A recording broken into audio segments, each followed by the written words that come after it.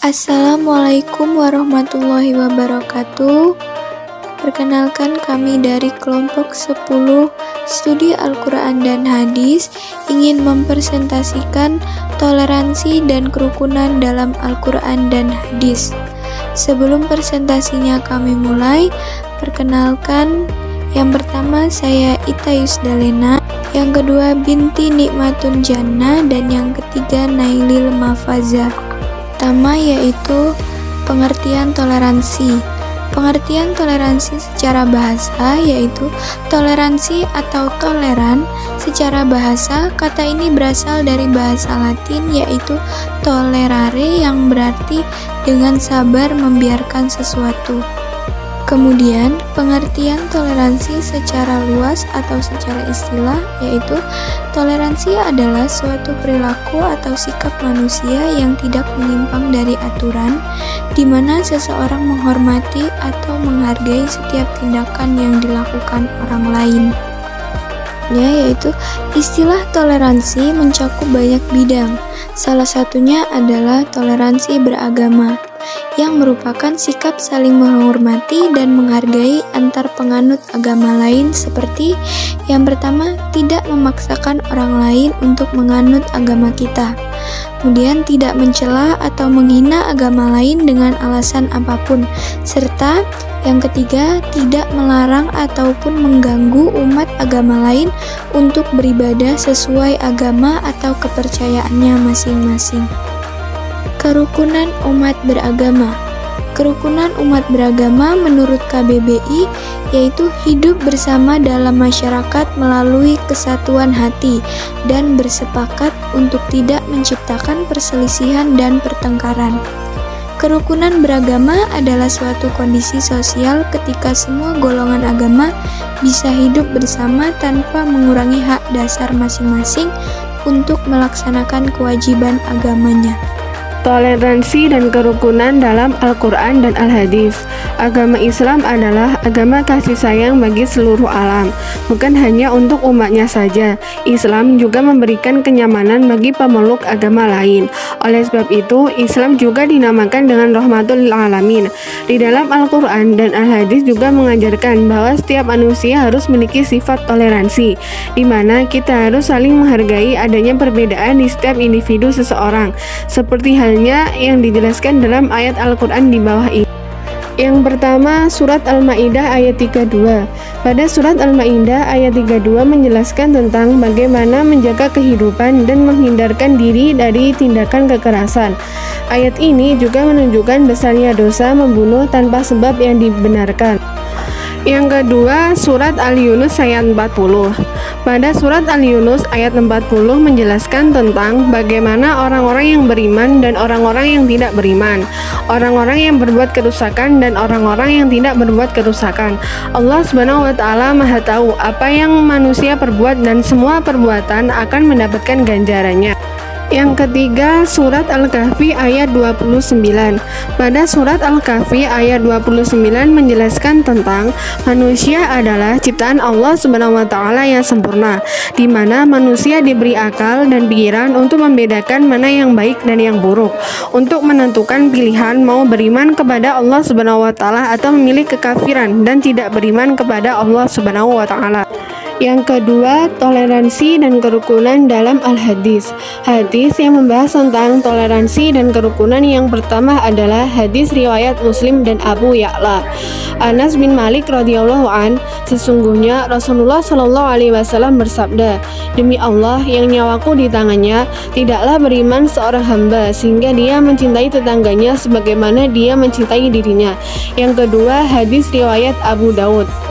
Yazid berkata, telah mengabarkan kepada kami Muhammad bin Ishaq dari Daud bin Al-Husain dari Ikrimah dari Ibnu Abbas. Ia berkata, ditanyakan kepada Rasulullah SAW, agama manakah yang paling dicintai Allah? Maka beliau bersabda, Al-Hanifiyah Al-Samhah, yang lurus lagi toleran. Yang ketiga, hadis riwayat Imam Ahmad. Manusia itu berasal dari Adam dan Hawa mempunyai martabat yang sama. Sesungguhnya Allah tidak menanyai kedudukan kalian dan tidak pula nasab kalian di hari kiamat nanti. Pentingnya toleransi. Indonesia merupakan negara yang terkenal akan keanekaragaman suku, etnis, ras, budaya, dan agama. Masyarakat kita adalah masyarakat yang multikultural. Selain itu, masyarakat Indonesia juga dikenal sebagai bangsa yang religius. Oleh karena itu, dengan adanya perbedaan-perbedaan tersebut, memiliki sikap toleransi sangatlah penting dalam kehidupan bernegara. Dengan adanya sikap toleransi ini, maka dapat menguatkan tali persaudaraan. Adanya toleransi, setiap orang akan lebih menghargai perbedaan suku, budaya, dan agama yang tersebar di Indonesia. Hal ini juga dapat melahirkan perasaan kasih sayang terhadap setiap perbedaan yang ada. Yang kedua, dapat menciptakan keharmonisan dan kedamaian. Toleransi menghasilkan sikap seseorang di mana mereka dapat menghargai pendapat orang lain. Sikap hal inilah yang mampu membantu menciptakan keharmonisan dan kedamaian. Yang ketiga, dapat menumbuhkan dan menguatkan rasa nasionalisme. Toleransi juga mampu menumbuhkan serta menguatkan rasa nasionalisme seseorang. Sikap ini juga bisa menyadarkan diri manusia jika Indonesia merupakan negara majemuk yang memiliki beragam budaya yang harus dilestarikan. Yang keempat, dapat meningkatkan kekuatan iman. Indonesia merupakan sebuah negara yang memiliki beragam agama. Dengan adanya toleransi, setiap orang akan bisa lebih menghargai agama lain, khususnya saat sedang beribadah.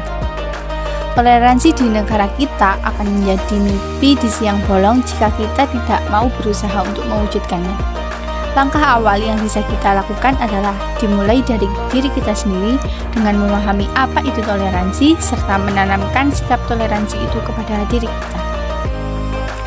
Bentuk-bentuk toleransi dalam Islam.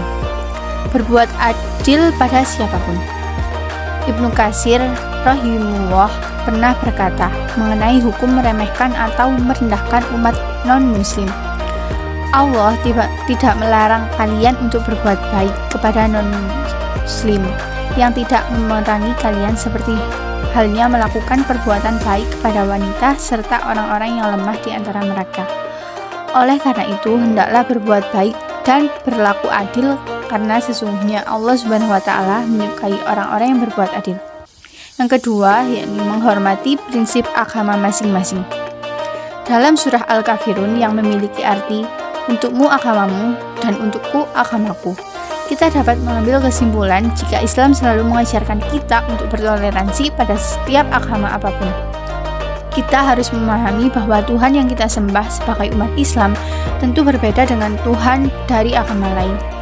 Begitu halnya dengan tempat ibadah yang kita gunakan. Oleh karena itu, kita tidak boleh memaksakan pemeluk agama lain untuk menganut ajaran Islam yang kita yakini. Begitupun kita tidak seharusnya menghina atau mengganggu umat agama lain yang memiliki perbedaan keyakinan dengan yang kita jalani. Yang ketiga, yakni toleransi dalam perdagangan dan peradilan. Dalam masalah perdagangan dan peradilan, Islam juga mengajar tentang sikap toleransi terutama dalam transaksi jual dan beli. Sebagai umat Islam, kita diajarkan untuk menakar ataupun menimbang secara jujur agar tidak merugikan orang lain demi mendapatkan keuntungan pribadi. Yang keempat, yakni toleransi dalam ilmu. Tidak bisa dipungkiri jika ilmu memiliki kedudukan yang tinggi di dalam agama Islam. Orang-orang yang berilmu juga telah dijamin kedudukannya oleh Allah Subhanahu wa taala. Begitu halnya dalam hal mengabdikan ilmu atau membagikan ilmu kepada sesama. Mengabdikan ilmu untuk umat adalah hal yang utama dan melebihi harta. Oleh sebab itu, orang-orang yang memiliki ilmu sudah seharusnya membuka lebar-lebar kepada siapapun untuk membagikan pengetahuannya. Yang kelima, yakni toleransi dalam harga diri. Pada dasarnya, setiap orang memiliki harga diri yang wajib dijaganya. Sayangnya, di tengah kehidupan masyarakat hari ini, masih banyak orang yang gemar menjatuhkan atau melecehkan kehormatan seseorang. Tentu perilaku seperti ini hanya akan membuat malu orang yang bersangkutan tersebut.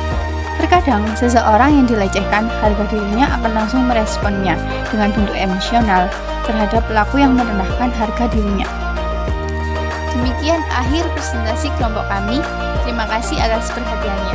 Kurang lebihnya mohon maaf. Semoga apa yang kami sampaikan bermanfaat bagi kita semua.